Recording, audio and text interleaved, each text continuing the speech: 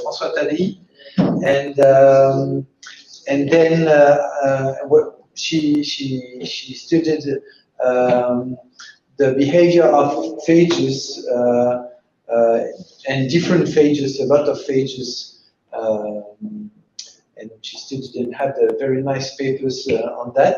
And then afterwards, she did several postdocs on E. coli in the gut, and then she was hired in the INRAE, which at that time was INRA, and since 2019, Marianne is working on mutation rate of phages, so work that you will be presenting here now. Thank you very much for coming, and the floor is yours. Okay. Well, thank you for the introduction.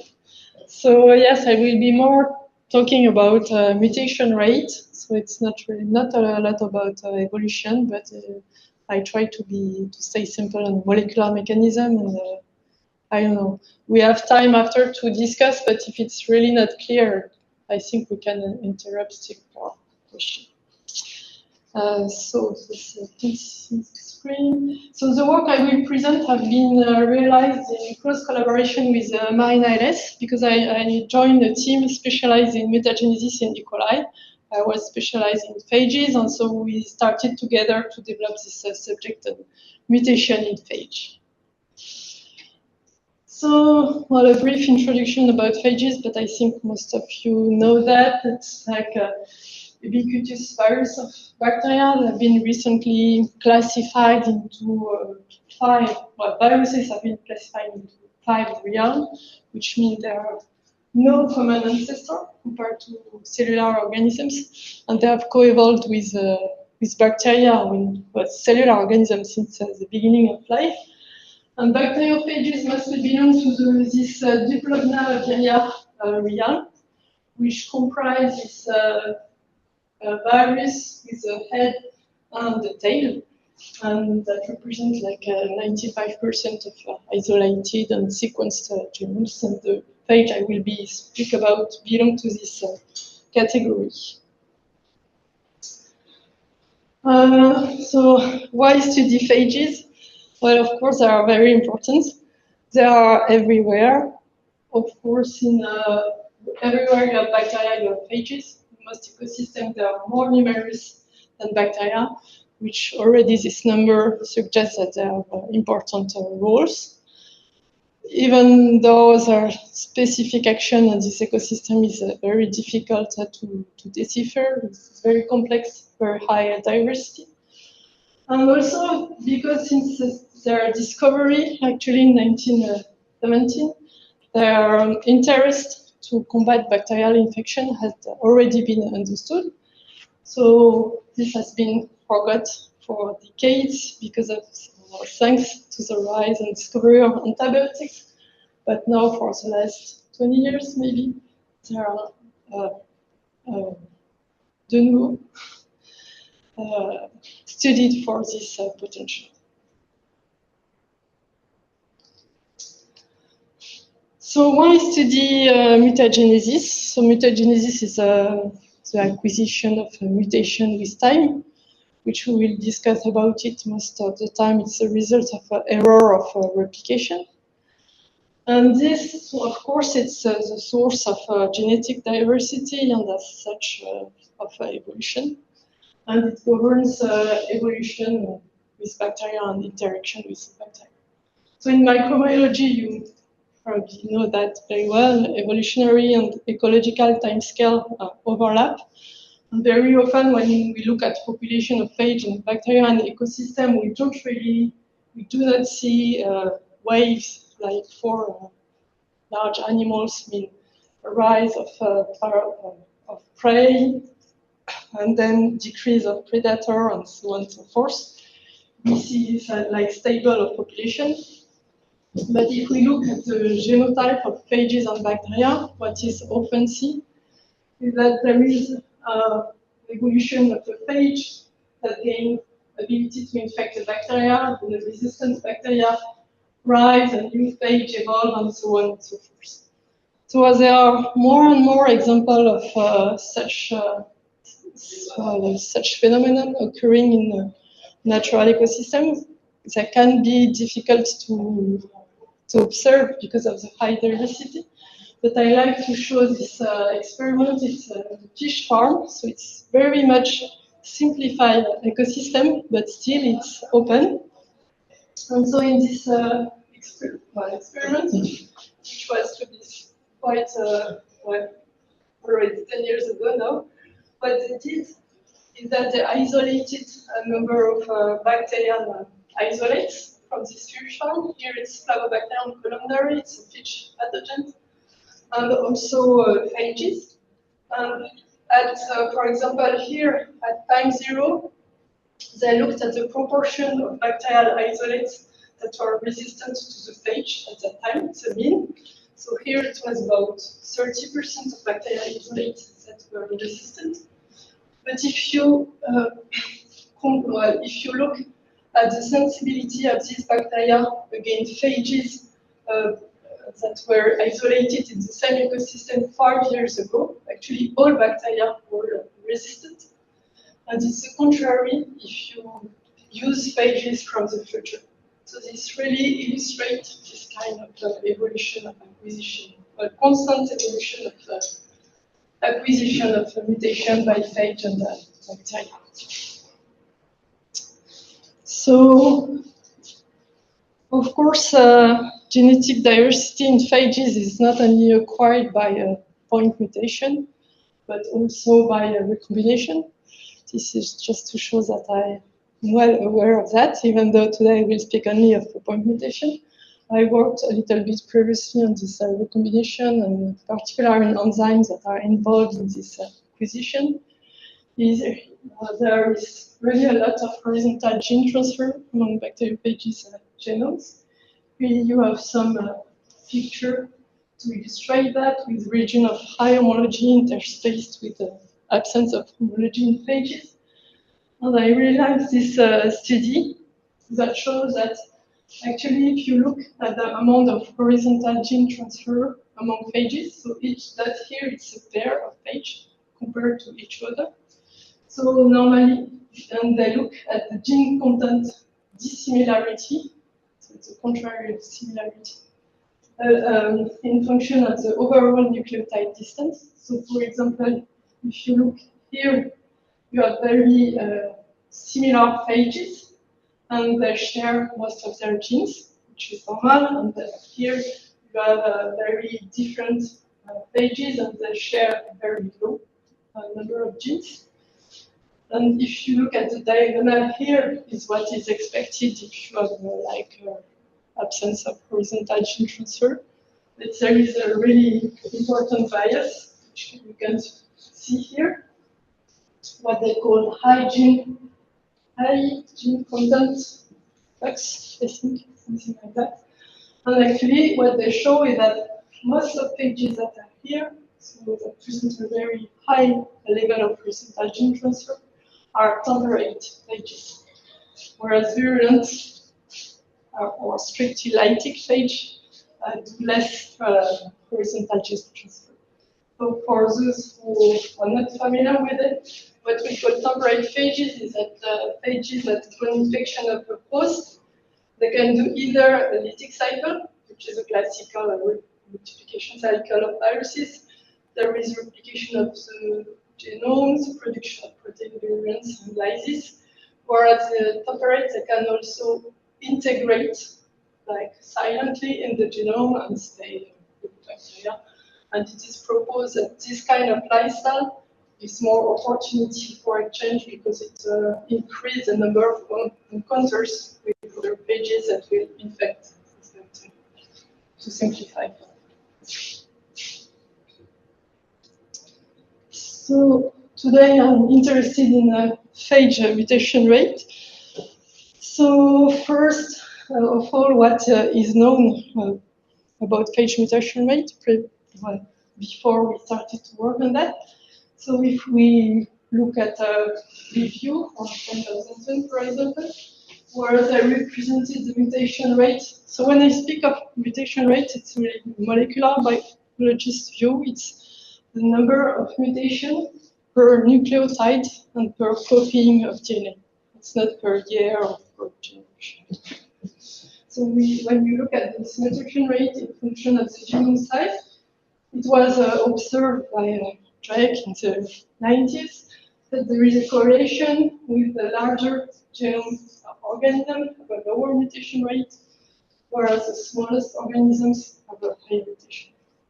And on this graph, you can see that you have few intermediate viruses, which are actually phages with double-strand DNA genomes, so the most abundant. And but as you will see, actually, even though they are presented like real sure data, they were not obtained with very precise experiment, quite well. Whereas for RNA viruses or cellular organisms, we now have more reliable data, which are based on whole genome sequences. For double-strand DNA phages, actually, it's difficult to obtain such data. We discussed that with Amy because they have a small genome size and a low mutation rate. So to acquire mutation within a single genome, it's a very rare event. So it's very difficult to measure and quantify. So how were these data acquired? I think I miss. No. Yes, it's because, okay, they were obtained at that time in the 50s through fluctuation assay. So I don't know if you're familiar with that, so I just wanted to present it. Because an assay that was proposed and developed by Delbruck in 1945, for which he got a Nobel Prize. It enabled to determine that mutation is not actually occur at random during replication and not because of selective pressure.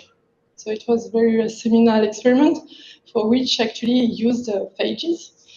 And this is still very much used today to determine mutation rate in microorganisms. So the principle is to grow a lot of different cultures in parallel and then look at the distribution of mutants in this culture. And if it occurred by chance before during growth, it should follow a certain distribution, which is called Luria-Delbruck distribution, which enable to determine actually M, which is the number of mutations per locus, because here you say that you look for a given phenotype per replication. But then to obtain what I called here mu, which is the mutation rate, which, as I said, is per base per replication, you need to know what is called the target size, which is actually the number of mutations in a nucleotide within a given locus, whose mutation will lead to the phenotype you are interested in. And at that time, it was not trivial, because this was previous sequencing technique. So actually, if you look where the data for mutation rate of T4 and lambda comes from, we can find in the review I just showed the estimation of M, so the mutation rate per locus, come from all experiments. So one from Luna in the 50s, and for lambda it's even worse. It's just a number in a review without any data or repeat or data or anything, but everybody took that number after, like, for granted. But then the study of the target locus was done much longer after, because at that time the sequencing was not available. And it was discovered that, for example, the target locus for the phenotypes I look at, so it's just exactly what we spoke before. It's a rapid lysis, so it's phages that do not do this lysis inhibition. And then it's controlled by 5 genes. It's a lot, it's about 5 kb. It's very much dependent on the strain used, not because some strain will restrict this phenotype. So it's difficult to know exactly which strain they use at that time. And then the target size, so the number of mutations that will inactivate these genes, has not been determined. It has been determined only for one gene, and with 50 mutants. So it's, well, very poor estimate. And for lambda, yes, it's more simple. It's only one gene, but it was determined with a very low number of mutants. As I said, this number is not very accurate. So the first thing we did when we started to work on that subject, it was a PhD student of Julien Lopez, who just defended his PhD in October, was to determine the mutation rate of lambda with more accurately. And so the first approach he used is a fluctuation assay, like the one I presented, but using another gene, the key. We looked at mutation in C2 and not in C1.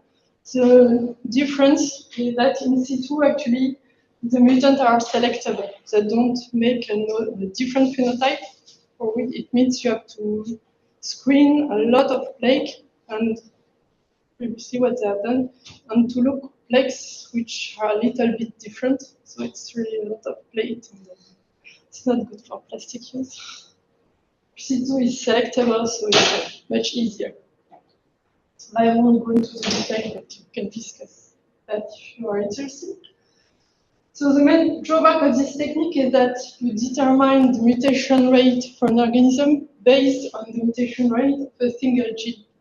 And we know there can be some bias in the mutability of genes, and it depends on the sequence, so it's important appreciation.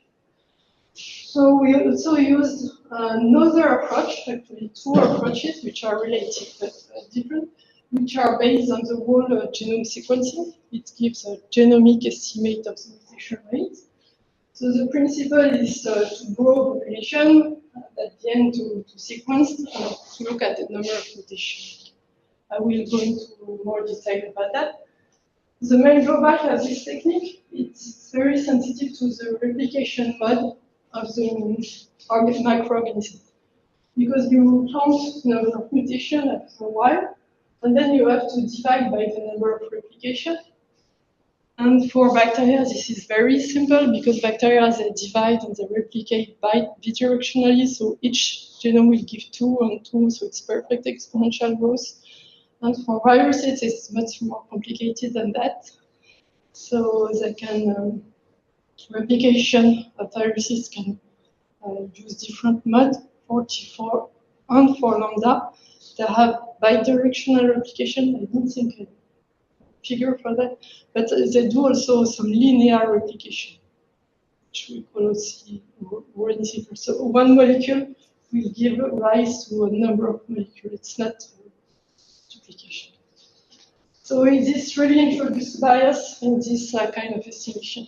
This protocol is the mutation accumulation thing with bottlenecks? Are you going to detail it? Yeah, I detail, but it's mutation accumulation. Basically, but we use also another one. So first, some detail about the fluctuation assay. It's just to show a little bit more concretely what Julien did.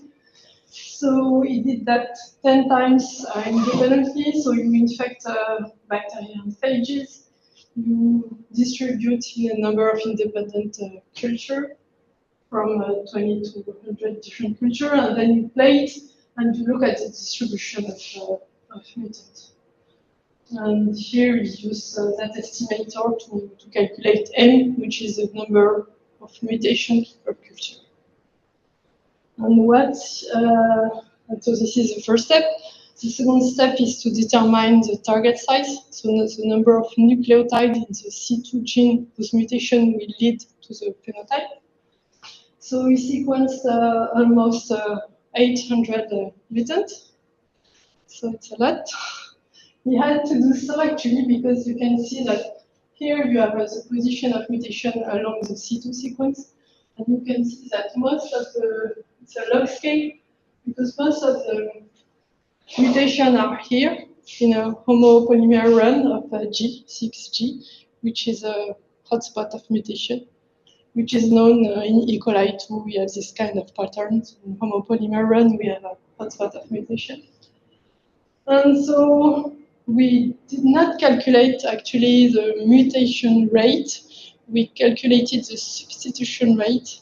So only the number of substitutions, because we can see through this example that with this fluctuation assay in a single gene, the insertion indel rate is very much dependent on the sequence, and so it's not representative of the indel rate of the whole gene.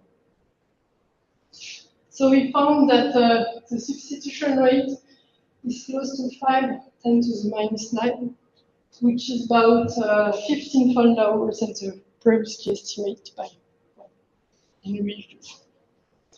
So as I said, it could be not very much representative of the genomic mutation rate.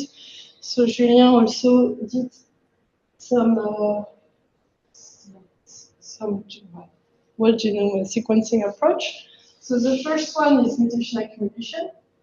So as you might know, it's used quite often for bacteria.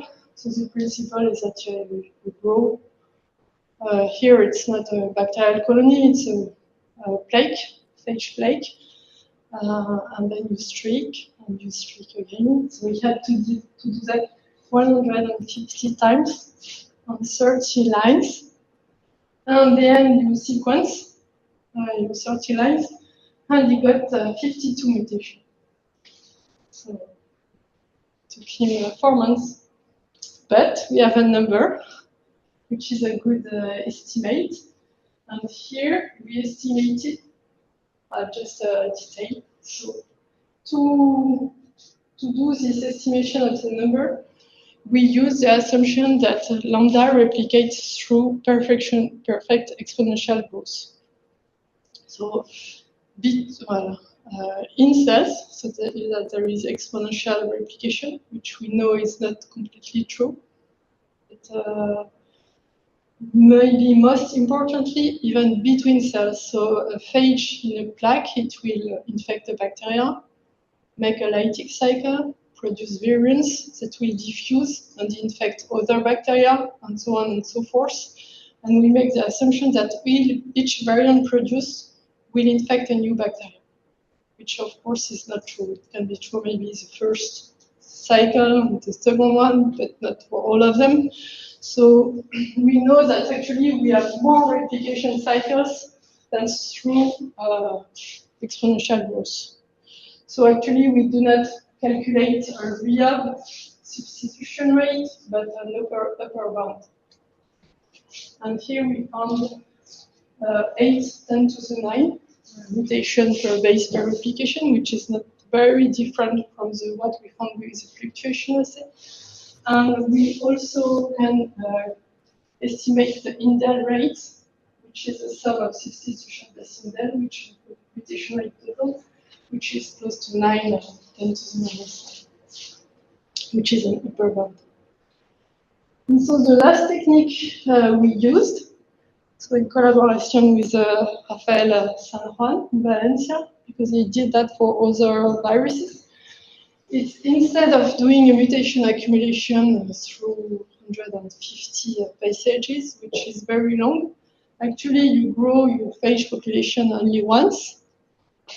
Afterwards, you sample some of your phages and you sequence everything. And thanks to a specific method which is called duplex sequences, you can identify mutations that are rare in the population. So the principle is the following. Actually, when you do your sequencing, you add identifier to each sequence. So here this represents a single strand DNA.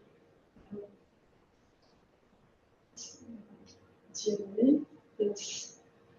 And what is missing here in this figure is that actually, I forgot.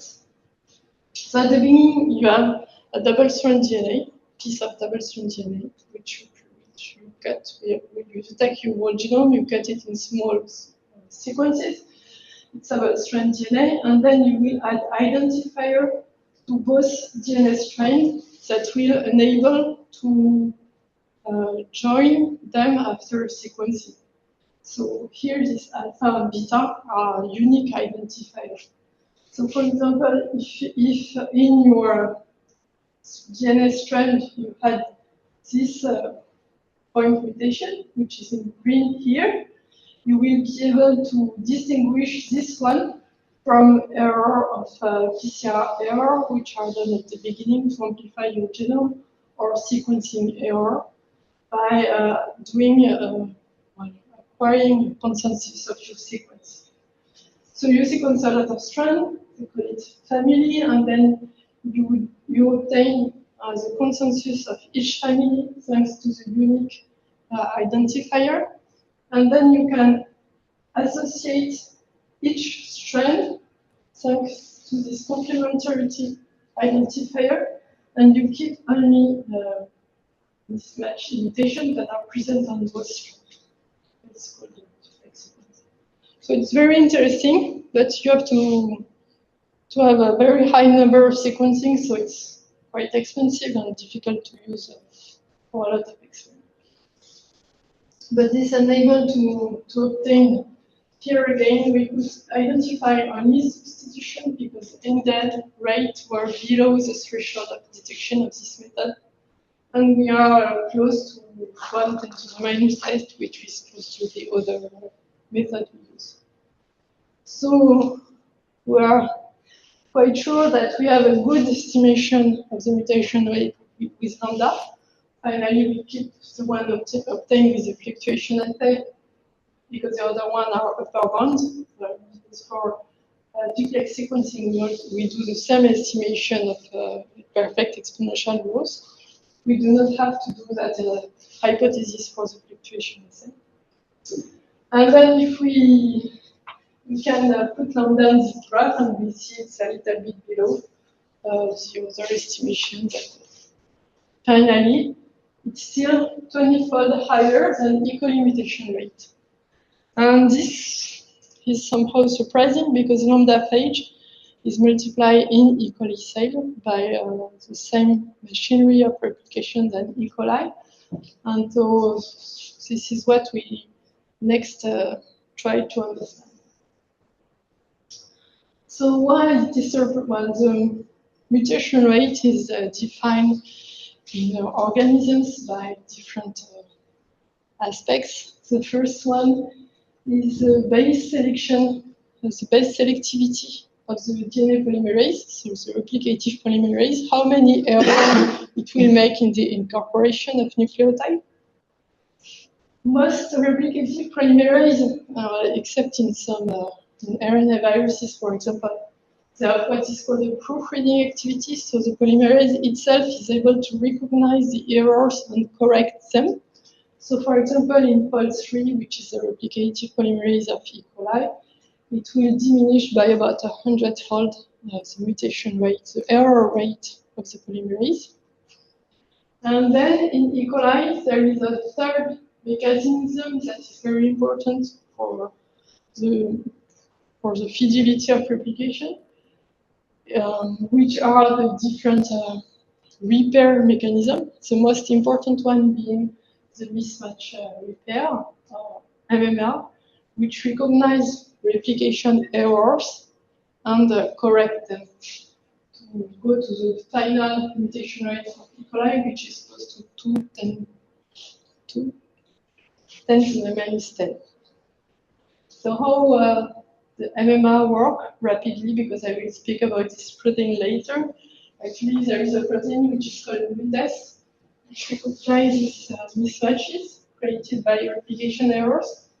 It will activate mut-L, which itself will activate mutation that will cleave DNA at specific sites at the GATC sequences, only unmethylated sites, to be precise it later.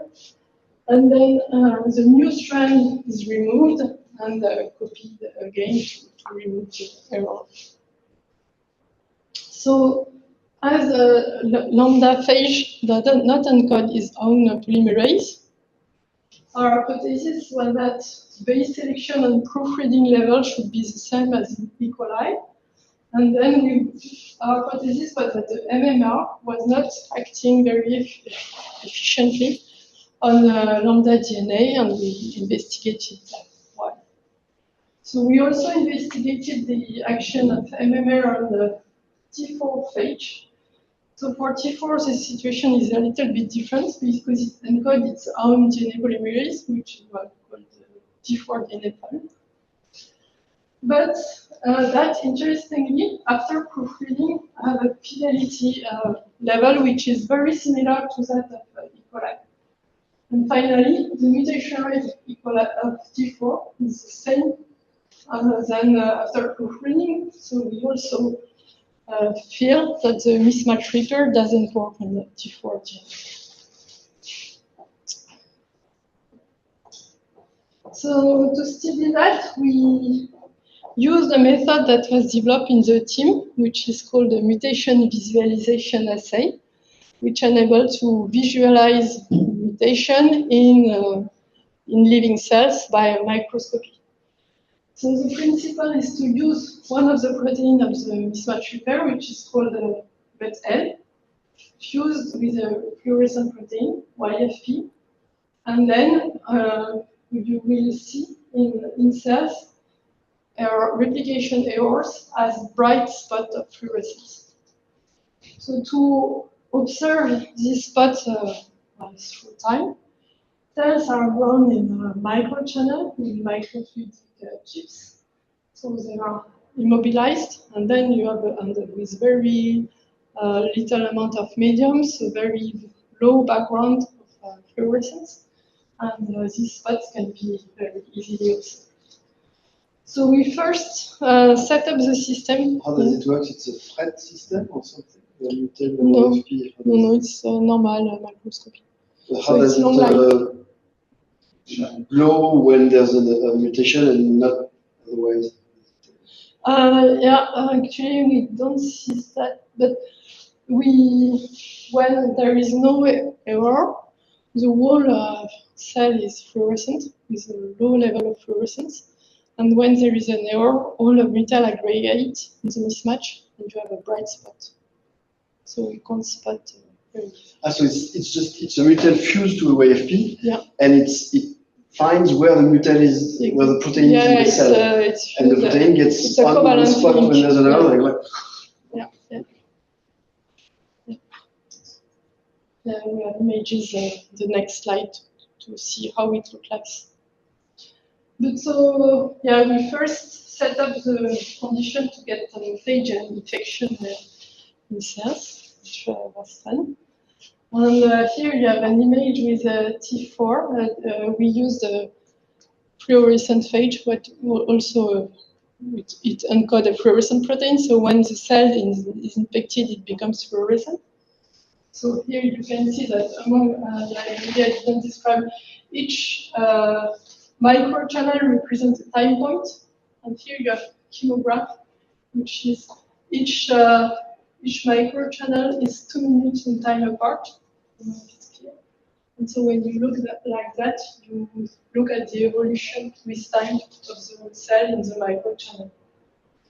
So you can see here that you have cells that were infected.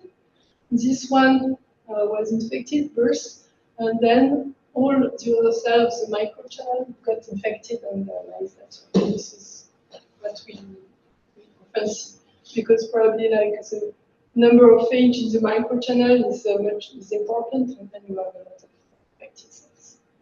And through that, we could we could determine the moment of infection as an infection in the growth of bacteria when they are infected. They don't completely stop to growth, but they grow less, and they become a little fat. And then through this analysis, we can identify when cells are infected. Because here we cannot look at mutant foci because the cells are yellow. So the experiment to look at mutation visualization is here. And here you have an example with cells infected with T4, and here with lambda. And you can see that with lambda, you have a lot of bright spots with them, whereas we do not see them with T4. I don't know if it's clear. You see, this is a bright spot. The cherry channel is for the cells, or it's exactly. For the phage noises? No, it's just to help to recognize the cell for segmentation. And here you have a quantification of this phenomenon. If you look at the number of spots per frame, so per time points and per cell, with T4 there is a very small increase compared to non-infected cells, whereas for lambda there is a huge increase. So, which was here, which is what we expected, because there are more mutations in lambda genome, as we have seen than in Ecology. But we're T4, we were surprised. It's nice. What happens to the mutations in the coli cells when they mutate? That's a good question. So with T4, we don't have this problem because the DNA replication is arrested in minutes following infection. But with lambda, it's not the case. So initiation of replication is stopped, but not replication. So you do have some replication until 20 minutes. We verify that by whole genome sequencing. But after 20 minutes, we know that it's only lambda. And the phase contrast for this image, the phase contrast has these lines. Where are the lines? Where are they? You see? For T4? Yeah. The lines like this, like something is just elongation, it's, and then the mutations happen here and not here. Yeah, because so only what we call the mother cell here, the cell at the bottom of the microchannel is infected. Ah, okay. Yeah. The other one, they are not infected and they continue to grow and divide normally. Whereas the other one, the other one is infected. So that says that there's no mutation. The mutation is in the phage. Yes. Yeah, you can see clearly the difference in the same image. So our first hypothesis, and it was already hypothesized decades, maybe half a century ago, is that mismatch repair doesn't work on T4 because its DNA is modified. We say hyper-modified because it's a huge modification. So normally in DNA you have a cytosine, base cytosine, which is depicted here. But in T4, you have a glucosyl methyl cytosine. So there is a glucosyl residue on top of the cytosine. So it's a big modification of the cytosine, and this prevents recognition by a lot of defense systems of the bacteria, like restriction modification and CRISPR-Cas enzymes and other different kind of systems. So it's a major anti-defense system of phage. And so how it works?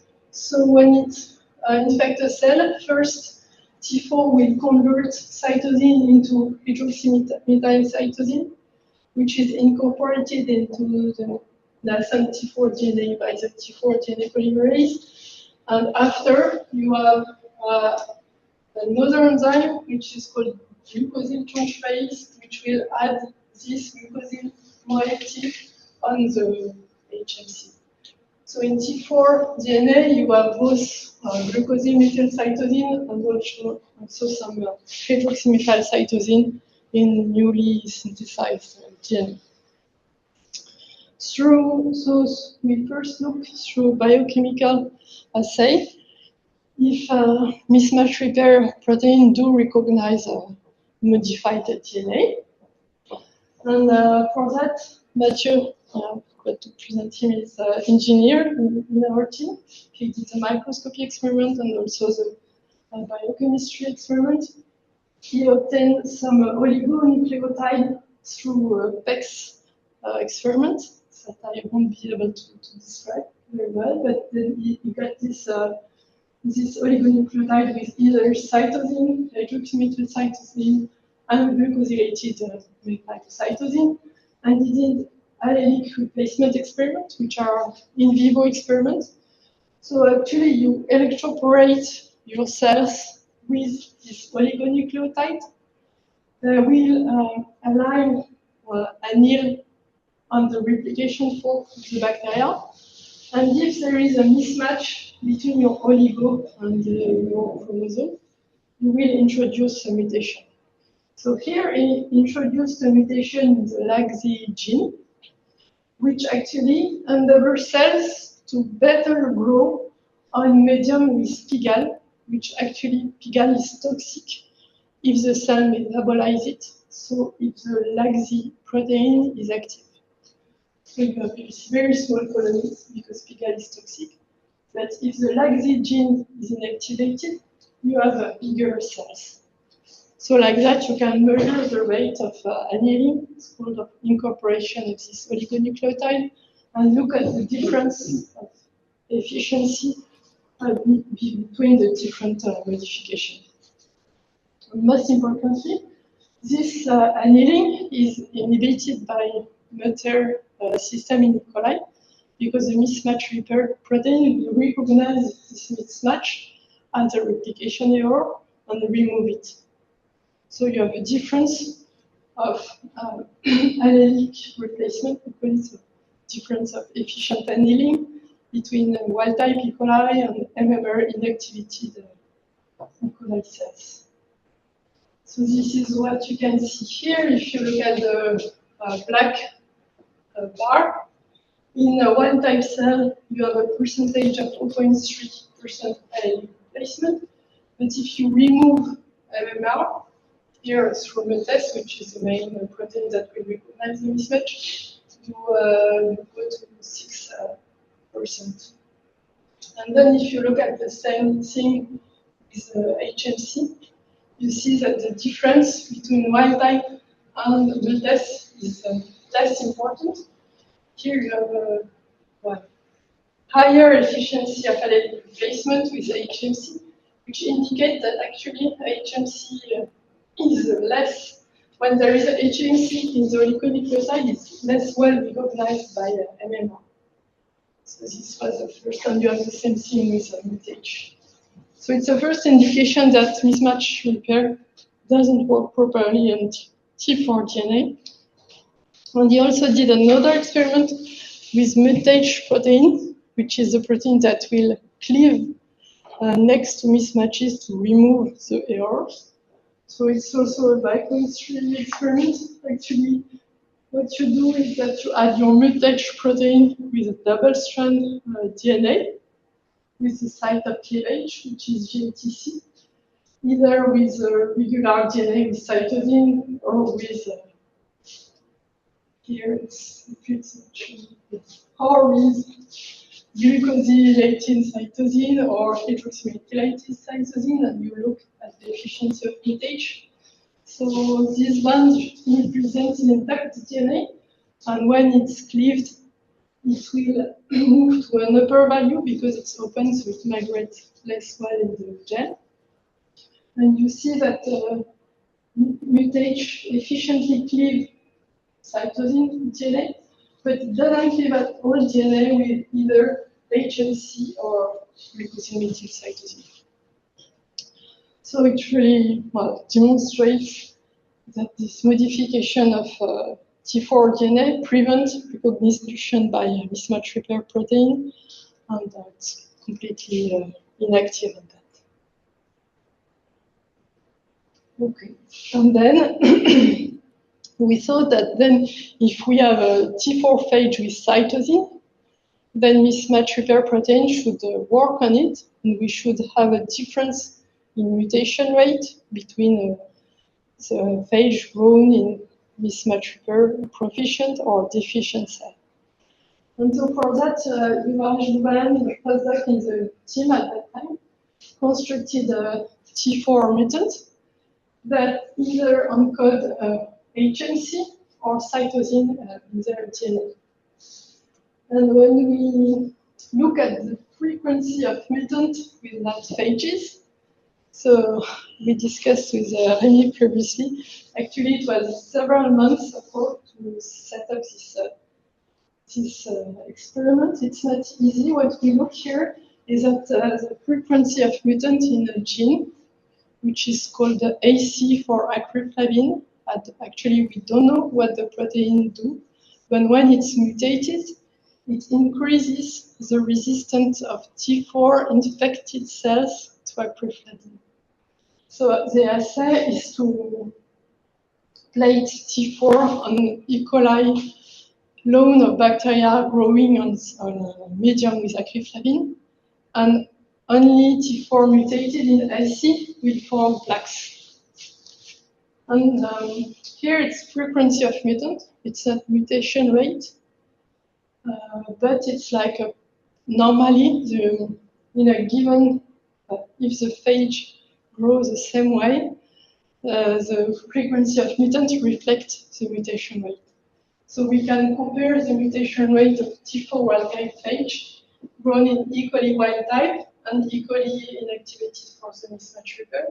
And here it's in gray, and you see it's exactly the same here. And we have the same observation with T4 HMC.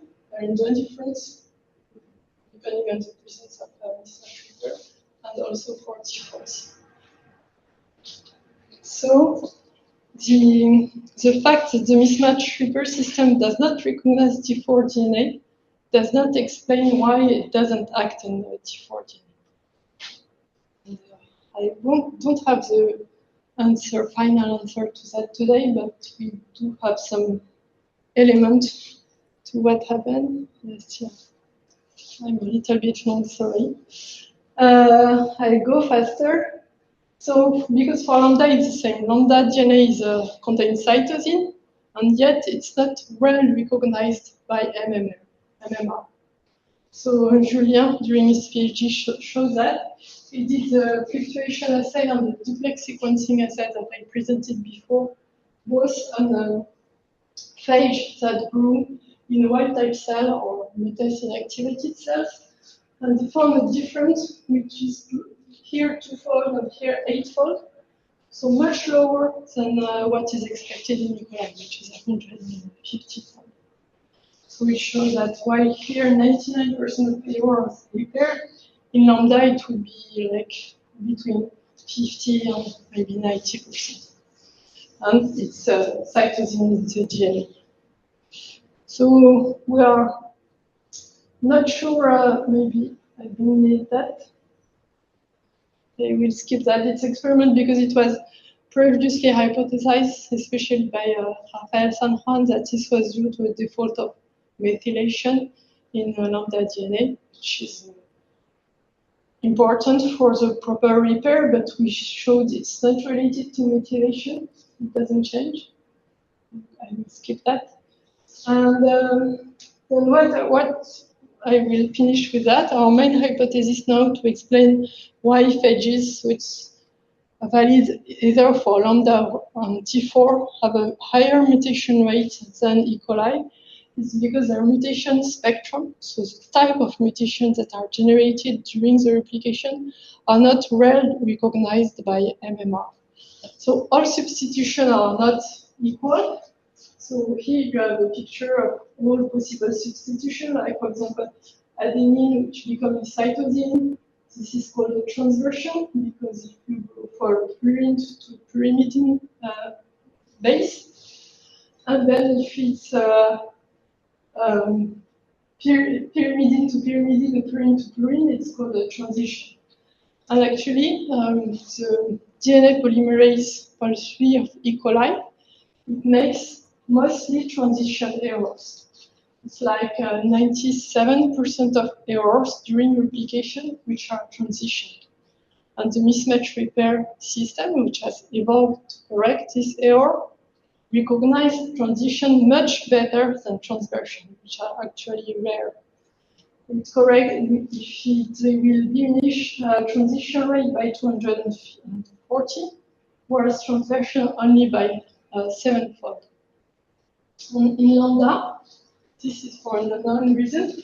When you look at the spectrum of mutation, we see that we have much more transversion than in E. coli, close to 20% instead of 3%. And in T4, it was published to be close to 50%, actually. So it's quite simple. The mismatch repair doesn't recognize what transversion, and that's not correct. For T4, it's not the same machinery that copies DNA. It's T4 Pol. But for lambda, it's the coli polymerase that does the job. And so, do you have an idea why it does different errors? The next slide on last one. So we thought it could be, well, actually the condition in the cell can influence the fidelity of T4. Pol3, and especially the nucleotide pool balance. This was published also decades ago. If you have the same amount of all 4 nucleotides, you have a high fidelity. But if you modify this balance, it's higher. And so we did just a first experiments, but it's difficult to demonstrate, but we did a metabolomic analysis of lambda-infected cells. And we see, for example, that we have a significant difference in DATP. So the nucleotide pool balance is different in infected cells. And this causes bias, actually, the fidelity of DNA polymerase. And so this is an hypothesis. It's very difficult to demonstrate because it's difficult to experimentally restore the nucleotide pool balance in infected cells. But this is our guess to explain why the mutation rate of lambda is higher than that of E. coli, even though they share the same polymerase. At the beginning, we had the hypothesis that actually the base selection and proofreading level were the same. The difference was at the mismatch repair. But now we see that actually it's was the first step for modified base selection proofreading, and that as the mutation are different, then the MMR doesn't properly act. And that's my last slide, just a conclusion to summary of what I spoke about, like new estimation of lambda mutation rates. And this is probably due to changes in metabolism of infected cells. And also, this modification of cytosine DNA prevents recognition, so it doesn't have impact on T4 mutation rate, but maybe another situation where you have also modification of DNA, this can be of interest. And so all the people who participated to that work, so Marianne De Julien, who did his PhD on lambda, Mathieu and Yuvaraj, who worked on the T4 project, and Magali Ventroux on the methylation project that I had shown. And, thank you for your attention.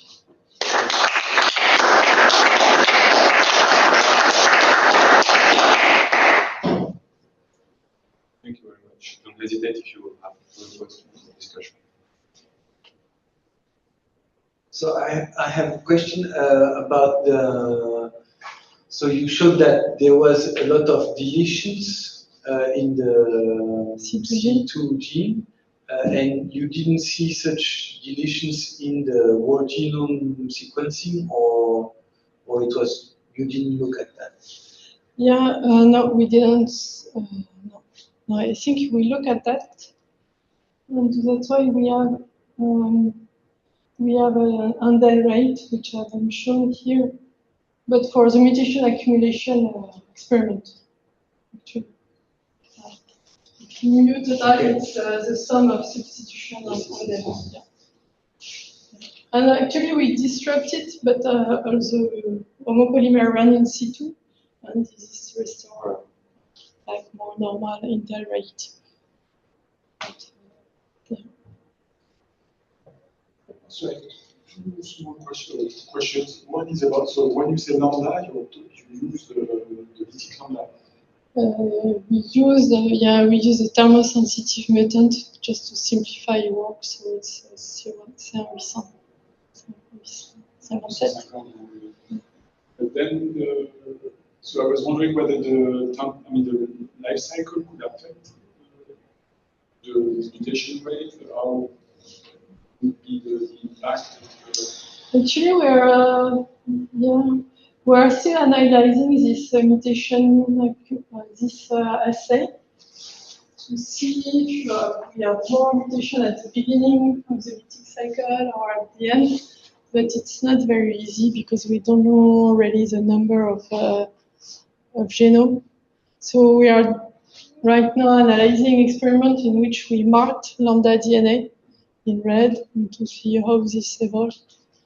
But so far, we don't see big difference. I mean, we have more mutation when we have more lambda DNA. So, yeah.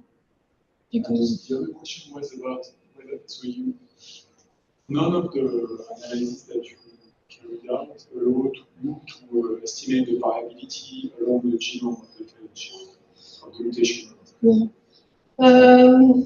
Is it possible to explore that? Yeah, we could. Yeah, actually, since today, I don't know if we did. There is no variability. Yeah, I don't have that. We did the analysis thanks to the DubSec experiment because we had more mutation, and we have no variability among the genome of lambda. This is very clear. There is no hotspot and no gene more mutated. It's really random, and we have the good number of DN, DS. Everything is neutral and random. So, yeah, this was we were happy with that at least. Few mutation, but we didn't get any. Yeah, this was actually surprising in our mutation accumulation assay because it was quite long, and it seems that we have no adaptive mutation. So, yeah, we did a bottleneck, but sometimes you still have some, and I think lambda is well adapted to our strain already. So. Thank you very much. I had a question on the last hypothesis and the difficulty to test, because it's difficult, if I understood correctly, to modify the relative abundance of the different CT, etc., to restore the bias. I don't know if it's relevant, but would it be an idea to instead change the MMR by changing? You go in Escherichia coli, you change the relative abundance of the different CT, etc., so that you do much more transversion, and then you let it evolve for a lot of generations, so that your MMR maybe will be selected to correct better these things. It's very difficult to have a pressure for low mutation rate.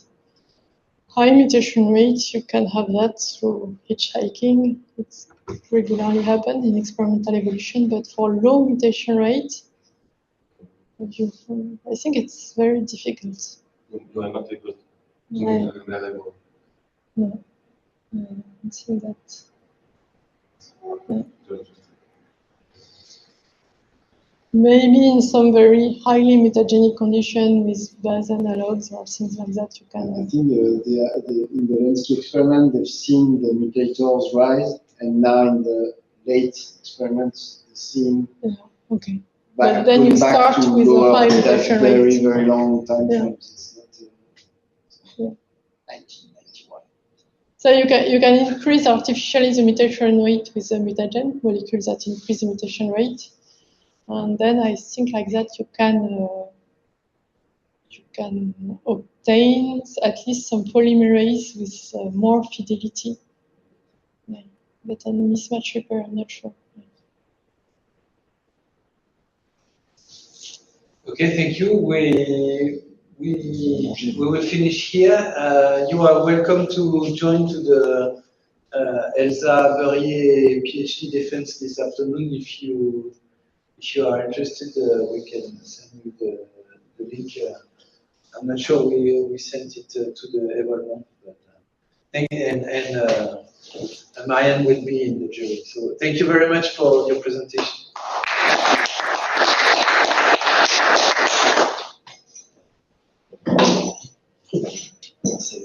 Les scènes de fin d'année, c'est chelou parce que t'as du monde il y a plein de dans Zoom. En fait.